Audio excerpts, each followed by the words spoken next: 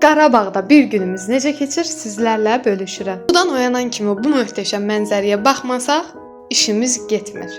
Oğlum yuxudan oyanır, paltarını geyindirirəm və ilk olaraq otağımızı yığışdırırıq. Bunu da qeyd edim ki, biz Xocavənd rayonunun Hadrut qəsəbəsində yaşayırıq. Artıq 17 gündür ki, Hadrutdayıq və həyatımızın ən gözəl anlarını yaşayırıq. Tərtəmiz havası, çox gözəl mənzərəsi, insanın ruhu dincəlir, həmçinin də günə rahat başlaya bilirsiniz. Gördüyünüz möhtəşəm dağ mənzərəsində səhər yeməyimizi yeyirik və başlayırıq mətbəxə yığışdırmağa. Yuxarı mərtəbədə o qədər işim olur ki, hətta elə olur ki, aşağıya düşə bilmirəm, həyəti təmizləyə bilmirəm. Bu sözü düz deyiblər ki, çox otağın çox dərdi olur. Bu gün özümə söz vermişdim, işlərimi tez bitirib aşağıda düşəcəydim, çünki bu günləri sizlər üçün özəl bir vlog hazırlayıram. Mən kənd həyatını çox sevirəm.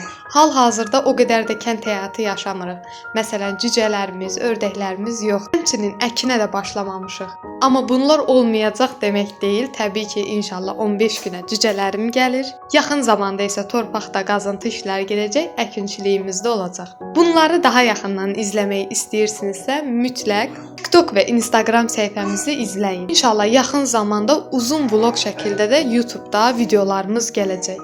Ən uzun işim mətbəxdə gedir, mətbəxi də bitirdim. Düşündüm ki, bir dənə çay içib enerjili şəkildə düşüm aşağı. Bugün hava çox gözəl idi. Ən çox verilən suallardan da biri Hadrut soyuqdurmu? Xeyr, heç bir soyuqluğu yoxdur. Çox gözəl, təmiz havası var. İnsan heç evə girmək istəmir.